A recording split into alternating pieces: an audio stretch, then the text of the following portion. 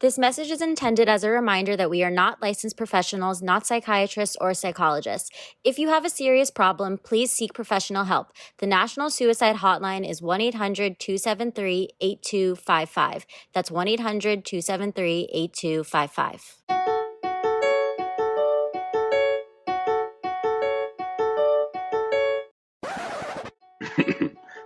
Mic check 1 2. Mic check 1 2. Hearing all these letters read aloud by damsels not in distress. Host came to impress. Bitch, check your DMs. This is hot off the press. Hey, Chloe. How you doing? So I submitted to a screenplay competition this week. Wow. What's your screenplay about? It is about the way in which females react to things. And so it was originally, I called it Angry Cry. I changed it, and I don't want to say too much about it because I haven't copyrighted it yet, which I should probably do at some point.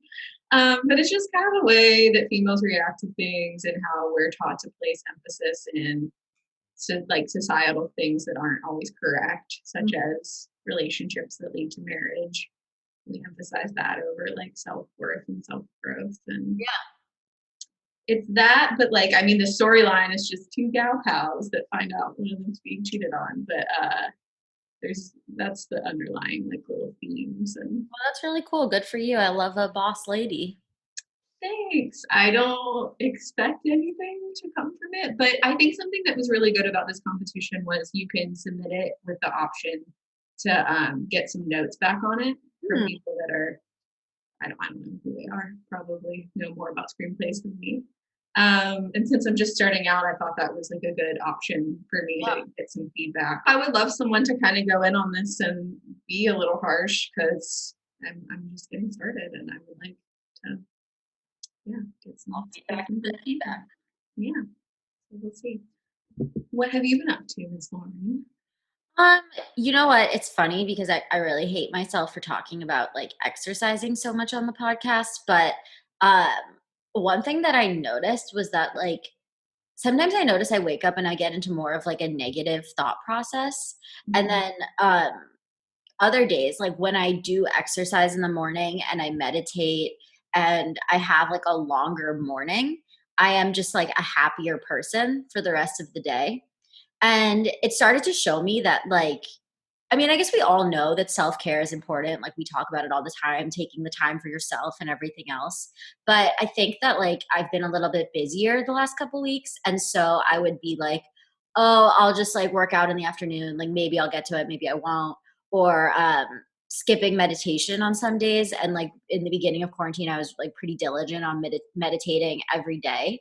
And like definitely when I don't do those things, I feel like my anxiety is a lot higher. I just feel like when I am in like a solid routine of things that I know make me happy, I can respond to things with like a little bit more ease and like less defensiveness, because I noticed in some of my like work meetings, I would maybe, if somebody was like giving me a criticism, I'd respond like a little bit harsher. And when when I do all of the things that I like doing in the morning, I can respond to things like, okay, yeah, that's good feedback. Thanks for letting me know, because that makes it so I'll do a better job going forward in the future. Yeah, and we're going to talk with our guest a little bit about the importance of self-care and and just making sure that you take care of yourself before you interact with other people. But yeah, one of the things that she talks about is making sure that before you work with other people or blame other people for your problems, that you're acknowledging how you're doing inside. So I think that it's just really important to check in with yourself and to ask yourself, why am I responding this way? How is this making me feel, and why? Because I do think that so much of the way we treat other people is just a reflection of how we're feeling. All right, so today we're so excited to welcome Michelle to the podcast. Michelle is a writer working on a poetry book now and is a mom. And you're a new mom, or? Yes, well, kind of. I mean, she's going to be 2 soon, so fairly new, yes. Okay. Your daughter is so cute. I was stalking your Instagram. Thank you so much. We were super excited to have you, and how I found you, someone sent me the Twitter thread that you made that went viral, which was really amazing. It was the Wounded Inner Child versus Healthy Adult in a Connection thread. Yeah. And I wanted to start off and just read a couple of those because they're just super powerful, and then just talk about kind of what your inspiration was in writing them, if that's okay. Sounds good. Cool. Okay, so I have it put up now. So it says, wounded inner child versus healthy adult in a connection, a thread. Wounded child, put an end to my loneliness. Healing adult, be here while we continue to respect each other's right to be alone when warranted. Wounded child, you have to make me feel good. Healing adult, I take authority over my own feelings, and anything you add to it, it feels like a blessing. Wounded child, give in. Healing adult, negotiate. Wounded child, never disappoint me. Healing adult, I accept you as whole and fallible, and we'll cross that bridge if and when we get there. So those are just really amazing. And I think that they kind of speak to modern dating culture and kind of what we expect from partners. I think, I heard someone else kind of talking about this on a podcast, that it's kind of like we're expecting our partners to be our whole tribe. Like we're expecting like you have to be funny and you have to like meet my needs, and I also have to be physically attracted to you, which is kind of different from, like the past and how people formed relationships. So I just kind of wanted you to speak a little bit of like what the motivation was in writing that, and like just kind of like what you were feeling in the moment. For the past like 4 or 5 years, I've been more self-aware than I've ever been. And it's like before those 4 years, I felt like people just need to do what I say, because I'm like, it's not me that's the problem, it's you. Why don't you just treat me nice? Why don't you just be a decent person? And over time, after going through various relationships and starting therapy, I was like, oh my goodness, this speaks volumes, because it's not just what people do to us, it's why we're so impacted by their behavior. There's something about us too that needs to be worked on. And the inspiration behind the thread was from reading and therapy and YouTube videos. The most recent book I read is How to Be an Adult in How to Be an Adult in Relationships by David Rico, where he goes really in depth into how the wounded child looks in a relationship and how an adult looks in a relationship. And going through the list and everything he breaks down, it seemed so similar. And it's also nice to know that, I've made strides when it comes to at least healing. But yeah, I feel like as adults don't realize, how we're coming into the connection. We just see other people not doing what we want them to do. We feel like it's common sense. We feel like they should be decent human beings, and we feel like they should follow our curriculum, and we have to understand that they're also a wounded child, or you know what I mean, like we have to take care of ourselves first. And the inspiration behind that whole thing was from the book that I read, as well as doing my own inner work and having these like epiphanies left and right at almost 30, but whatever, it's fine. So Well, and I'm curious, in your own therapy work, do you do inner child therapy? most of it was just addressing, okay, so in this current situation, you're going through XYZ with this person and you feel this way. What part of it is your inner child? And then I would say, well, they're not responding to me as much as I'd like, or they're not giving me much attention, and it makes me feel this way. And then we would go back and say like, okay, of course their behavior is not okay, but it's like, let's talk about you. Mm-hmm. Are you feeling the way you feel, and why do you keep going back for seconds? Yeah. And so most of it, the inner child therapy thing, we didn't really address it, but having a therapist that understands what that looks like and feels like and maybe goes over it is important. But I kind of discovered that through my own research and reading and that kind of thing. Yeah, I was interested because with my therapist, I do a lot of inner child work. And a lot of what my therapist works on is like getting you to accept different parts of yourself. So you have like a protector part, you have a defender part. And then all of these parts like interact with your inner child. And for me, I have a lot of trouble like tying my inner child with my adult human being. So I really resonated with your thread because there's a lot, I think, that I have trouble accepting about who I was when I was younger. And a lot of what I work on in therapy is like bringing my younger self to the forefront and making sure that her needs are being met like with myself as an adult. Absolutely. Mhm. They say an easier way to I found to tackle these issues and make sure your inner child, their needs are met is now you're an adult. You can choose your environment. You can choose the people you interact with. Everything is a choice now. No one's forcing you to talk to this person or that person or go through this or that. Unfortunately, as a child, we didn't have a choice choosing our Yeah. environments or who was around us. But now we get to reparent ourselves. And the easiest way for me to do that was, I know this sounds tacky, but it's pretending there's two of me. And Mm. every time I respond to a text message or answer a phone call or go to someone's house, I picture myself holding my inner child's hand and saying, okay, this is what we're going to put you through. It feels more conscious and it feels more deliberate when you know you're taking your inner child through something. And it's like, is this going to be worth it? Is this going to be nice? Is this going to be pleasant? Does this person have our well-being Yeah. in mind? Instead of just you being on autopilot and dealing with people that don't have your best interest at heart, or doing things to yourself that aren't so nice, or Yeah. talking to yourself in a way that's not so nice. You picture that inner child, and it's like you're your own spokesperson. They can't speak up. You have to speak up. So I kind of detach the adults from the child and make sure that what I'm doing puts them in the best lights, so to speak. Do you Yeah. think that becomes any easier when you're a parent and you know how to interact with children? Yes, I feel like now having a child and having a physical child, it makes sense. It's like, okay, this is how I want her life to be, and this is how I want her to be treated.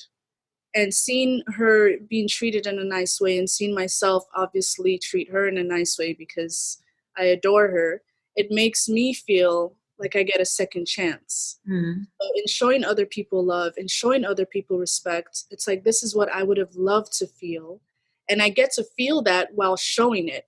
And I feel like I have this realization, like you were talking about earlier, like in terms of like responding to texts and like being aware of how you're responding. Like, because like I'm on the dating apps and I'm talking to people, and it's hard because you get this advice of like looking out for red flags, right? Of like just to protect yourself and keep your guard up. But like at the same time, this guy that I was talking to the other day said something that was like a little bit off, but my neighbor was like, no one's going to act perfectly. Like you don't act perfectly to him. Like you have probably said things that have like, maybe not rubbed him the right way. So like, I don't know. It's kind of this balance of like being aware that no one is going to act perfectly and like what is perfect anyway, the way that you want them to act. And like also kind of just like looking out for these signs of like disrespect too.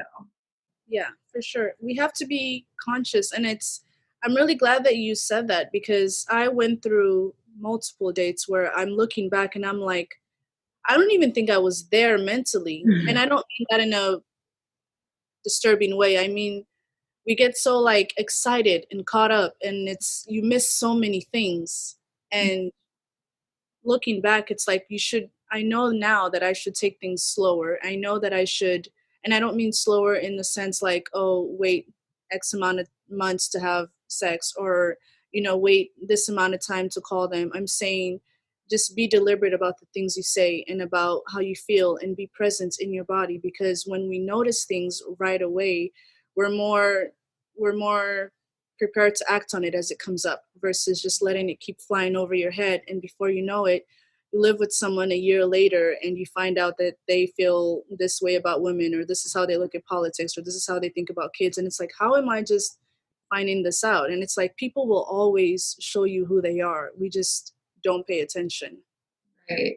No, it's totally a balance because I think when these things come up, my friends always give me this advice of like, put that away. Don't don't put it away completely. Just note it. And then see if it becomes a pattern, right? Like, it's like, I have a tendency just because, and like Lauren missed this, like I'm very impatient. So if I see something wrong, I'm kind of quick to be like, hey, you said this and it was really weird instead of just like kind of like letting them unfold and seeing who they are. Because sometimes it is just kind of a one-off thing and sometimes it is a pattern. So I think like just kind of noting it and seeing how it makes you feel and then just being like, okay, that's there. Let's see if it comes up again is probably best. Yeah. Yeah, that's good. I like that. Yeah. And what made you decide like, okay, I'm going to share my work and my research with the world? I feel like when I found out the things that I found out, I get excited and I just want to show people like, oh my God, this is how it should be. Have you tried it this way?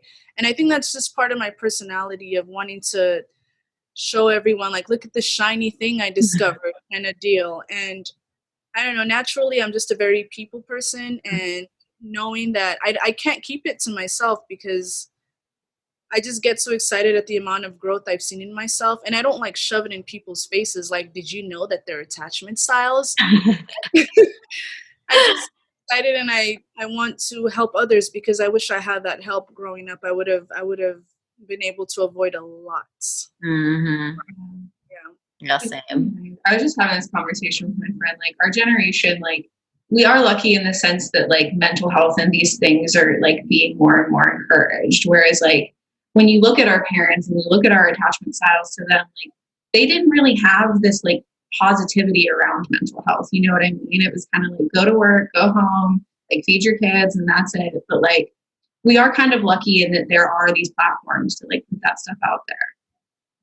We're really lucky the amount of resources we have, and it's like on social media too. There's so many like apps that or not apps, I'm sorry, accounts that I follow that just break down everything from inner childhood wounds to how to be a healthy adult. It's just there. You don't even have to go out of your way to learn these things because everyone is just like going through something, learning, and then putting it out there for other people. It's like passing the torch. Like I went through something, this is what I got from it here. And I really admire that. And I can't help but also do the same for others. Yeah.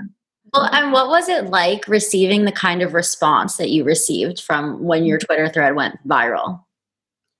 It was really, it was a, I don't know, it was a variety of emotions. Number one, it was heartbreaking to know that so many people have felt the same thing Mm. and come from similar backgrounds as far as like dealing with abuse, whether it's with our parents, with past partners, and knowing that we got to be the way we are, not because we were born that way, but other people had some kind of impact on us. And then it turned out to be, we ended up being this concoction of experiences that people put on us. And I stress enough, I can't stress enough, I'm sorry, that we're not born broken. Over time, things happen and we're tainted, obviously, but who we are on a very microscopic, fine tooth comb, whatever, is something that is pure and lovable and is absolutely just fine the way it is. And I think once people understand that they're unconditionally loved just for being alive, not for doing anything, it helps make us more willing to change, and it helps makes us, I don't know, feel like we belong. And Mm-hmm. seeing the responses from people that had a similar experience or had similar experiences, it was heartbreaking, but it also let me feel like I wasn't alone. And it also, I'm not gonna lie, it boosted my ego like a lot, but my spirit felt like, oh, this is good. There's Yeah. other people getting help. And it was just a Twitter thread, but still I feel like, I don't know, it helped me know that I'm growing and I'm helping others also in whatever way that I can. Well, and don't you also feel like our world would be a better place if everyone like had that information earlier on? Like, and all of these negative interactions that we're talking about, like, could have been avoided earlier if we all had that like emotional intelligence. Yeah, I wish that I knew the things I knew now, but and I keep beating myself up sometimes over it, but it's like there's not much you can do. You did then what you could with what you knew and what you had, and that's just what it is. But I'm grateful that I know the things I do know, and I'm so open to knowing more from others and passing on what I do know. But yeah, I wish we did all know the things we should know to be better people. Yeah.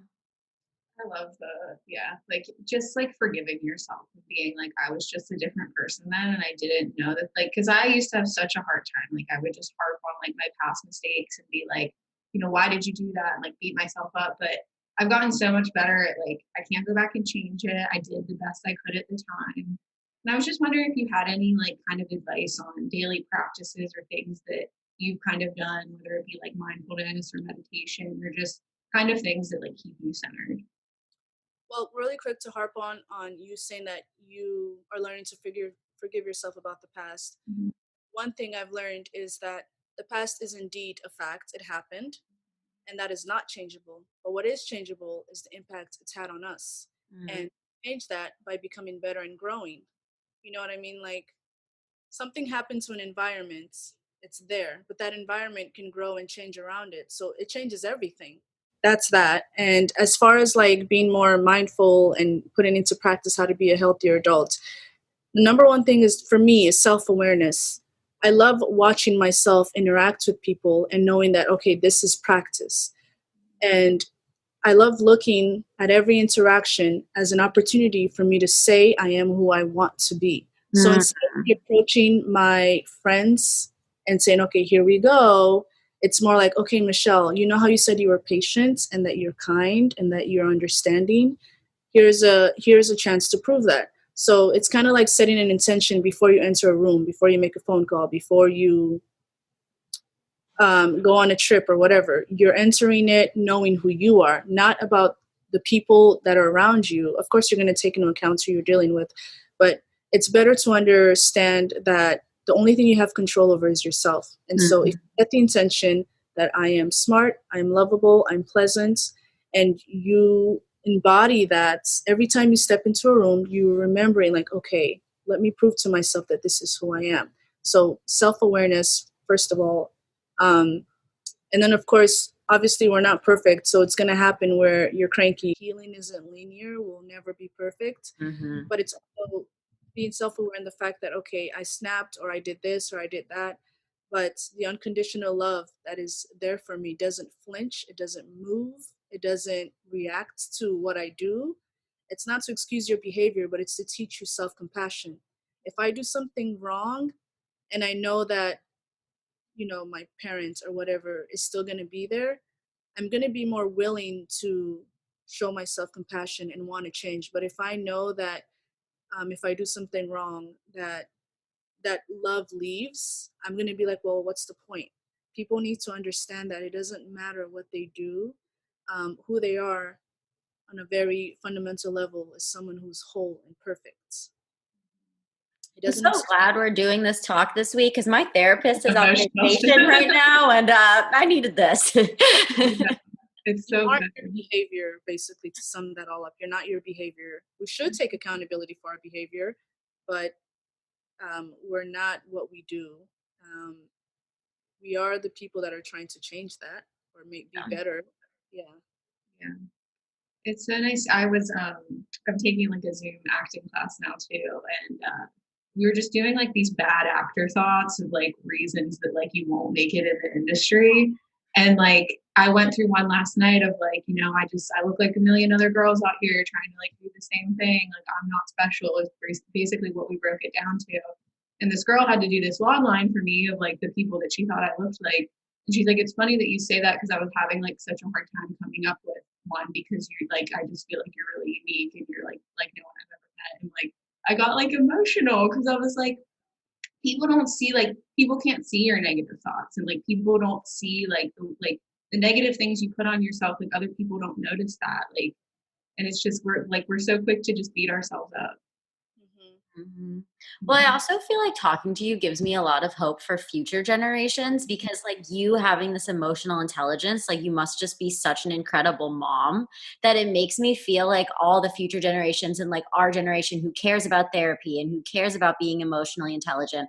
And the fact that so many people resonated with your thread just makes me feel like our generation is going to be such great parents. Oh, absolutely. I think it's going to be a complete 180. Yeah. We're just going to be a much better, species or humanity, whatever, because there's so much knowledge coming in and there's like a willingness to change and there's like a desperation to be better than the people before us. Yeah. Not to say that what they did isn't, you know, good. It's just to say we're now going to take over and we're going to do what we can with what we have. And I'm just so proud of the fact that I'm not the only. I mean, I'm not the only one. There's so many people who are just they know so much, and it's just this pure willingness to make things better and to change. You know what I mean? And we know that it starts with us. It starts at home. You change the world when you start with yourself. Because if I'm around someone who's working on them and they're like doing their own thing and they're positive or bubbly or themselves and there's just a love around them, I'm gonna go home and I'm gonna reflect on how it made me feel. They don't have to say anything to me. They don't have to force anything in my face. But people watch you. People notice you, and I think we don't take that into account. Just being you, you're doing something. Mm. You're doing something. I don't know how that looks to them or what it does, but just being you and minding your business, it causes a ripple effect and you have an impact. And people forget that and we like to pretend we're so small and insignificant. But I promise you, like, you matter. So I'm really, really happy to see, how things progress as time goes on. Chloe loves to pinpoint when people say a really good quote. So I'm pinpointing it and I'm stealing something from Chloe. But you said, when you change the world when you start with yourself. I think that is so great. Yeah, it's true. It's really, really true because I wasn't always this positive and happy person. I used to be really, really, really negative and just like heavy. And me and my friend Andrew would always joke around that when he's walking down the hallway, there's like fawns and deers and like butterflies coming Mhm. out. But then when it's me, it's like the woods close in and it's like a creek and a snake because I so negative. I was just angry at the world because I don't know, I was just a negative person, and obviously my childhood had an impact on that, but I didn't question it. I didn't Mhm. know why I was the way I was. I just thought it was my personality. It's so crazy how whole personalities are formed from trauma and people think that's who they are and it's not. And it's really sad because once you break out of that, you're just like, oh, it's kind of Yeah. cringe. I mean, it's not cringe, but it's just really eye-opening to see that this whole person came out of something that wasn't you. Yeah. When you break out of that, it's amazing. And then just like talking about like mediums, just like in terms that are healthy and like helping people. Like I'm watching this show on HBO now called I May Destroy You. And I feel like I've just been talking about it to everyone. But like in this most recent episode, she goes to therapy and she like I don't want to give too much of the show away, but she was like kind of a survivor of like a sexual assault. And then she has the investigation bag. She gets that back after they like, were doing things with the case. And she's talking to her therapist and she's like, it's under my bed. Like, her therapist, like, that's good that you got the bag back. Like, what was it like opening that and like looking at your clothes from that night? She's like, oh, I don't know. It's under my bed along with like the rest of the stuff under there and like kind of like laughing. And it reminded me a lot of like what I do in therapy, which is just like make jokes with my therapist. And she's like, wait, let's explore that for a minute. And yeah, and then she kind of goes home and like goes under her bed and sees a lot of things that she just hasn't thought about in a while. And I think I do that a lot with like, things that have happened to me in the past. I'm like, that doesn't serve me. So I'm just not going to think about it anymore. And I kind of bury it and it comes back in a way that isn't always pleasant. And it's just like, I don't know, like, I don't know if you've ever kind of done some research on like kind of like exploring like your past traumas and like healing from them. And like, I don't know, I guess good ways to think about them because I don't know. I don't think you need to think about it on the daily, but I think it's like some people don't process it. And I think I've done that with like a lot of things in the past. Definitely, obviously, therapy is helping, or it would help if we wanted to go into the past and unlock all these rooms and undo all these things and be able to finally look at it. And I remember reading something from someone that says healing isn't like this beautiful thing. It's basically rummaging through a bunch of ruins and getting like one or two things that are like, okay, I'll keep these. Mm. And it's such a messy, sad thing, but the process of it is a very beautiful thing at the same time because you're finally going through all this stuff just to find out why you got to be the way you are and undoing all of that and unlearning all of that. And I noticed you said that you're kind of like the character in a way that you like to, we call it humor coding, where as a way of surviving, we're like, I remember the time like my mom left me and I was like, oh my God. But it's like you do that to survive and it helps you handle something very heavy. But people need to understand that, yes, that's a good thing to do, but understand that if you want to cry or if you want to not be so funny sometimes, you can. Yeah. And I know it helps to handle the heaviness, but also it's okay to look at how dark it is just so you can process it. Right. And then before we get into the letter, I kind of want to talk like attachment styles a little bit because I do like I realize that I have a little bit more of an anxious attachment style. which I think has been categorized as, unhealthy, I'm sure, like somewhere in some textbook, but I don't know. I don't necessarily know that I think like any attachment style is unhealthy. I think that like taking it to the max probably is, and not knowing kind of how to control it. Like just like for example, like based on past dating experiences, I'm kind of like, oh, if things are going well, like inevitably something's going to go wrong, and I think that that's part of like my anxious attachment style. So I don't know if you've kind of explored that, like just different attachment styles and kind of like how to deal with them when you realize what yours is. I started off very, very, very anxious, and it wasn't until I don't know. I believe in energy, and I feel like I attracted something that showed me me. And so, for once, I was the one that was avoidant, and the partner was the one that was anxious.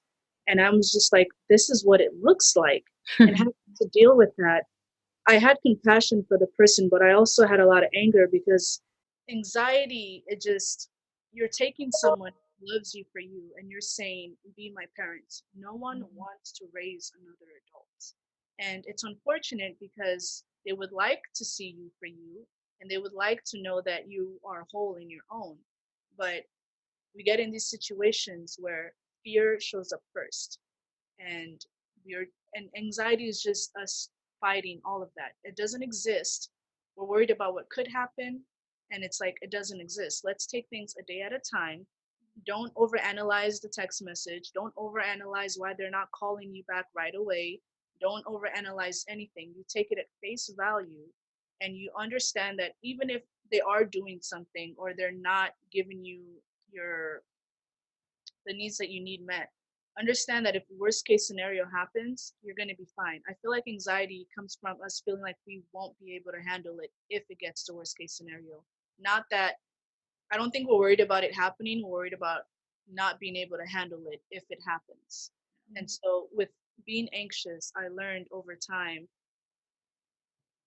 when people are, I don't want to use the word needy or clingy because it just has a negative connotation to it.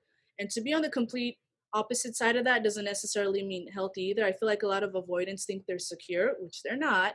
Just because you're not clingy or needy, or just because you don't have to worry about blowing someone up on their phone, to be the complete opposite, cold, detached, distant, inconsistent, is also just as unhealthy.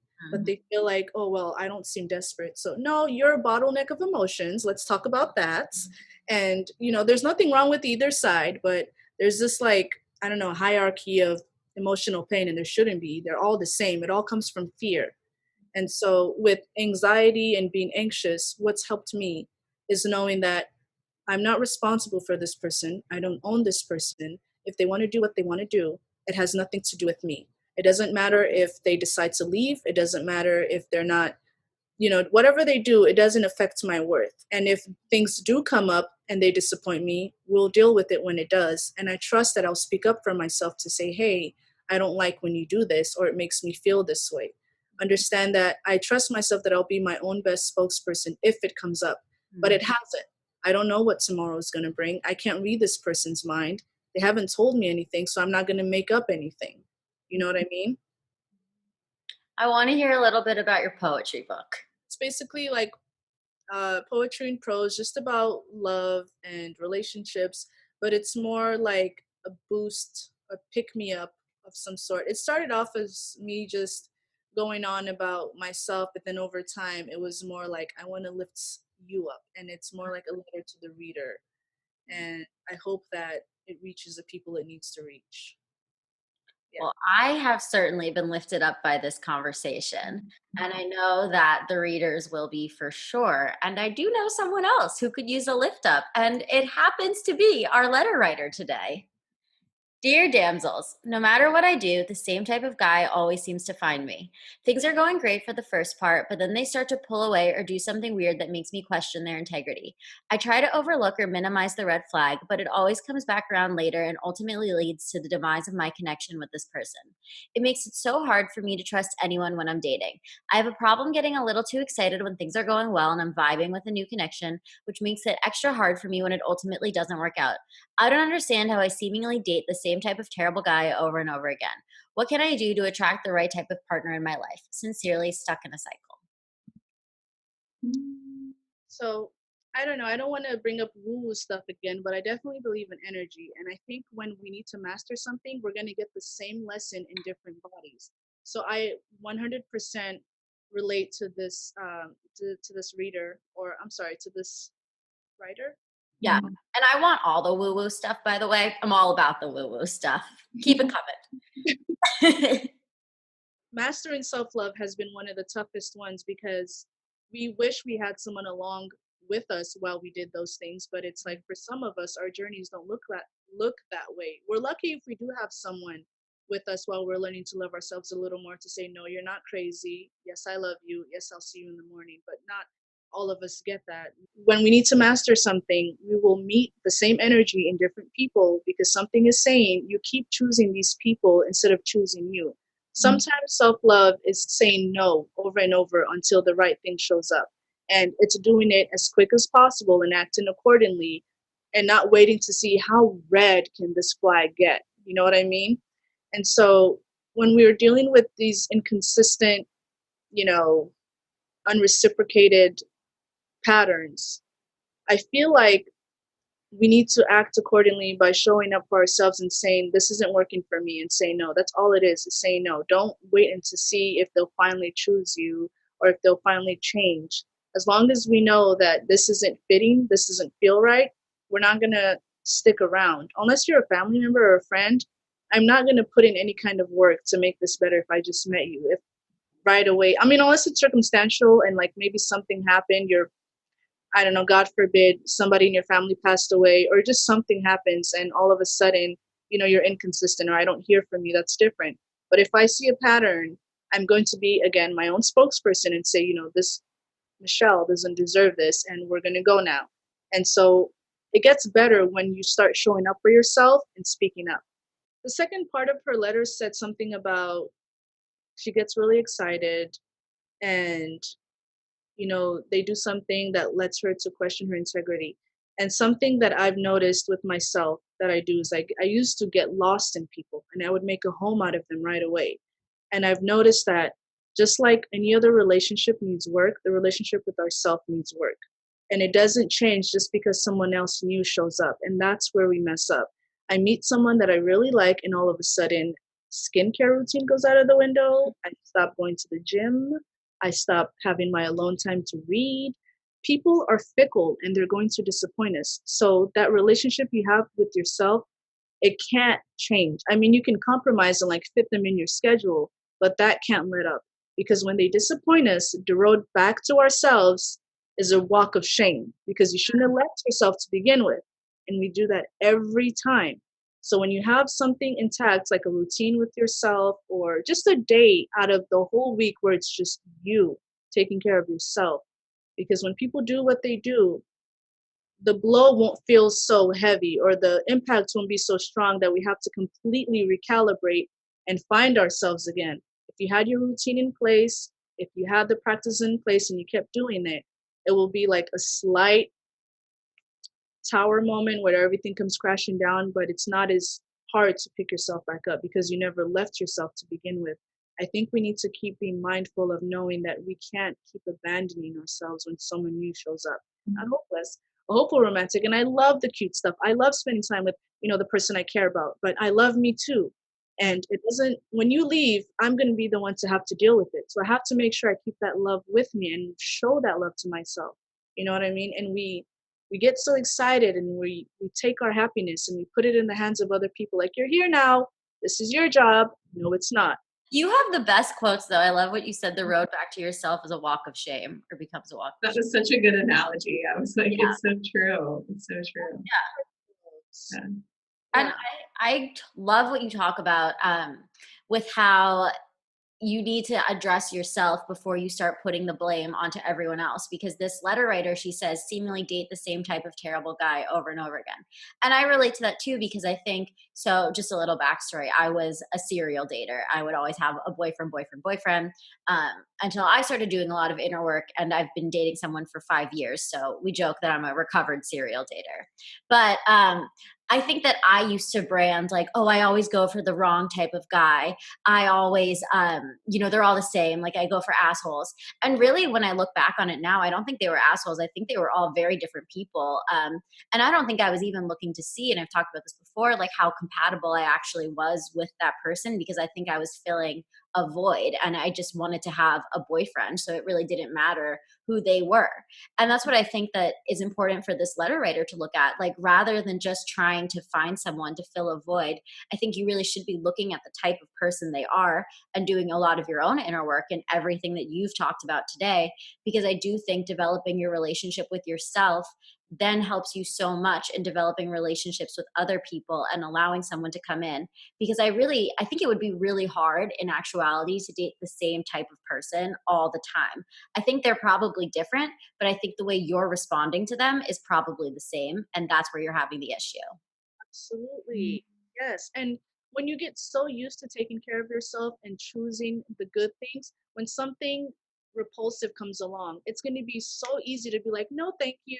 Because Yeah. you're not used to treating yourself better and, being around what makes you feel good, that anything that used to be familiar is going to be just a huge detour. You're not going to be so comfortable to want to go with it or see how bad it can get.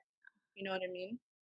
Yeah, there was this not that TikTok is super deep, but there are like some good quotes on it. And this girl the other day was like, when someone like when I'm talking to a guy and he does something that disappoints me, like I don't like tell myself that I'm mad. I'm just less interested because it's like that should behavior should be repulsive to you. And there was this other podcast who talked about, the age old story of this girl who kept dating this guy who didn't want to be in a relationship and she did, but they were dating for like over a year, going on trips, and he was kind of getting all the benefits of the relationship without actually locking it down, which I have admittedly done so before. I can't do that for too long. I don't think I could do it for a year like she did. That's a lot. But like the guy that was giving advice was like, at some point you have to go to the table and be like, I can't accept this anymore without a label on it because that's what I want.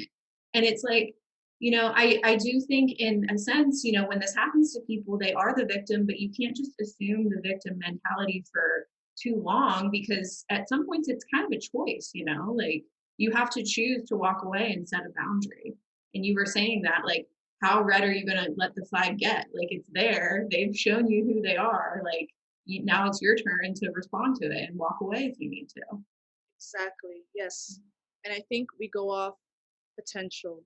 Mhm. We stick around because we think, okay, well, it might get better, or they might show up and start being the person that I want them to be, or, you know, we just started talking, but we'll be dating. So no, we're not going off potential. Potential isn't real.